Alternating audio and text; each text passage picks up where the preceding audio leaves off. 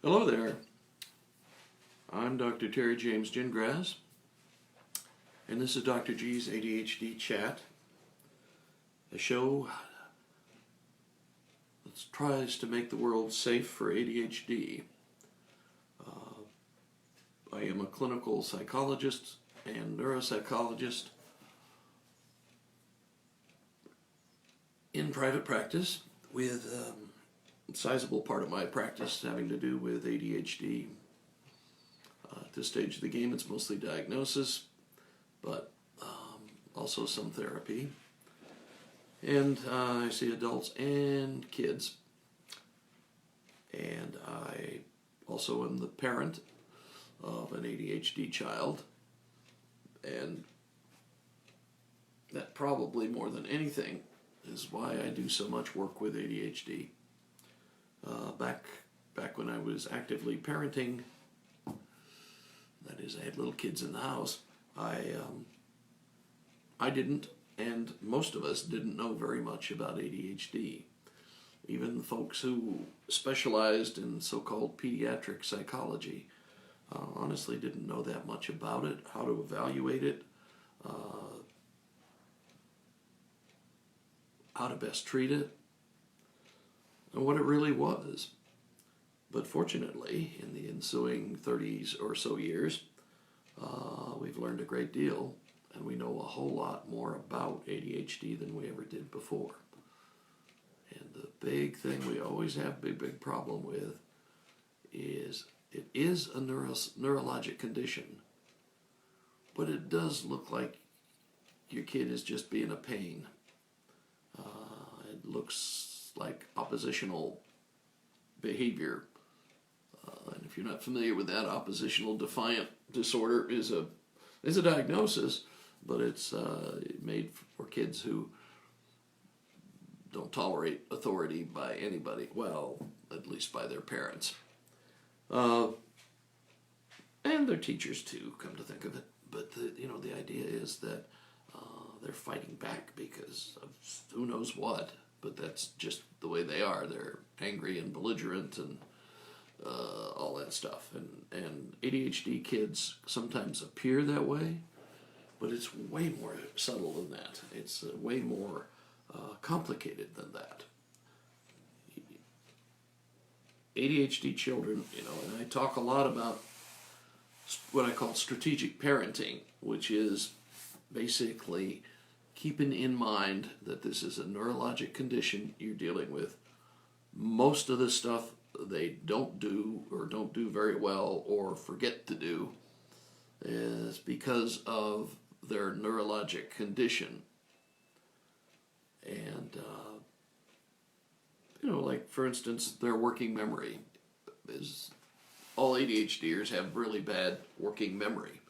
By working memory, we mean the part of memory, the part of the mind, if you will, that keeps track of two or three things at once. Just keeps it in awareness. It's not one of those things you plan on remembering forever.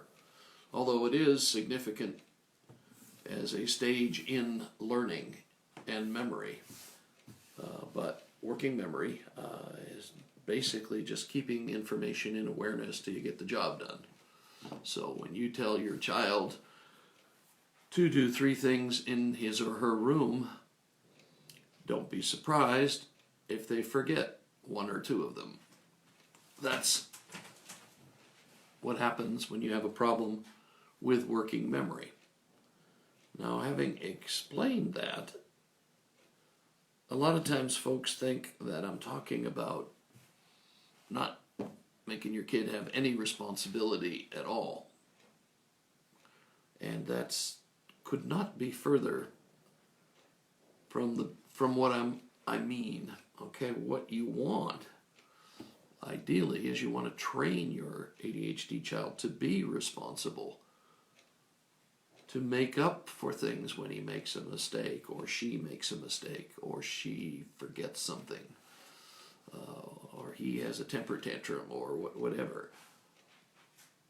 But you've got to do things, you've got to handle things with the knowledge that it's not just that they're being belligerent and oppositional, they have a condition that makes it hard for them to do some things that most of us who are neurotypical think are just normal stuff. What the heck? That's not a big deal.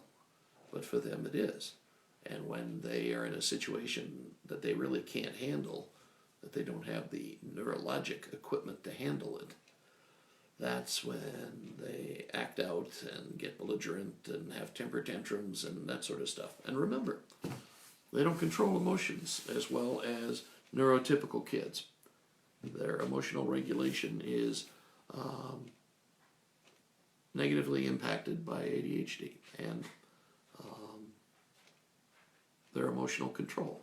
I mean, that's basically the same thing, but they will tend to go off and to have more intense emotions than neurotypicals. And I will say, for a pure D fact, I guess it's a pure F fact, but that sounds bad. My ADHD child had way more intense emotions than my other two. And that's just a confirming observation, but it's important. What's important, though, is that you remember that in spite of some of the problems they have with consistency and so on, you still need to teach them responsibility. Teach them how to make up for it when they make a mistake. But you don't do that by punishing the heck out of them, okay? You do that by being a mentor, by being the teacher that understands what's going on and understands that it's not always easy, and is patient with your child, because that's what you're going to need. And they're perfectly capable of being as responsible as any other kid. It just takes a little more work on your part to get there. And frankly, if they know that the family needs them to do, say, a chore, or needs them to participate in whatever area is their area of responsibility in the family, that makes them feel like part of the team. You know, I mean, one of the big things you have with ADHDers is they feel left out. They feel like they don't fit in. They feel like they're different from everybody else. And one of the ways to minimize that, at least in the family, is to give them responsibilities, things that they have to do to help the family get along, go along, all that kind of stuff. And it doesn't have to be huge stuff, and it doesn't have to be, what do I want to say, real complicated things, but just simple chores are important. And it's important for you, as a parent of an ADHD child, you know that it's a little more work than it is for a neurotypical child. You have to remind them a lot more times than you do a child that is neurotypical. I mean, that's the way it works. And the deal with that is that you have to be patient. Lord, you have to be patient. You can't come across as attacking or negative or punishing, punitive. You don't want to be that. They get enough of that in other areas of their life. But you have to be patient, and you have to. I've said patient a few times, haven't I? Probably because that's the thing I have the most problem with. I am not universally known as being a particularly patient person, but that's one of the things that's required if you're the parent of an ADHD child. You have to be willing to remind them several times about things without getting into your drill sergeant voice and yelling and screaming at them. That never works. And it makes things worse. Then you've got to go back and recover from doing that. And don't think it doesn't have an effect on kids. It does. It may not be the effect you would like it to have on them. Okay? We need to understand, and most of us who are parents, recent or more distant, were raised with a fair amount of criticism and punishment. That's just the way things are. That's the way things are in school. That's the way things are in the home generally. If you want to, as a kid, you want to make sure you don't get much attention, just do what you're supposed to. Nobody will pay attention to you. You want a lot of attention, screw up. And I guarantee you, everybody and their brother will have a word to say to you. So, when you are looking at your ADHD child, remember that part of the job, part of the mentorship role, and I talk about it a lot in my book. By the way, if you're looking for it, it's ADHD Strategic Parenting. I'm not selling it right now. It's a pretty good read, and if I say so myself, most of the folks I've talked to who've read it are like what they see in. But we talk about how to be a strategic parent, and that is a parent who looks at the long-term picture. I told him to make his bed, and he didn't do it. But how am I going to handle this, though, so that 20 years from now, this is a responsible adult. This is somebody who does what he agrees to do. How do we make that happen? And that's what you're building up all along. All along, you teach your child how to be ethical, how to be responsible, how to be reliable, even if it's harder for them than it is for other people, especially the reliability part. But that's your job. Your job is to teach them, and you teach them. You don't teach them all at once.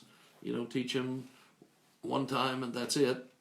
You have to do it over and over and over again, and eventually they will get it.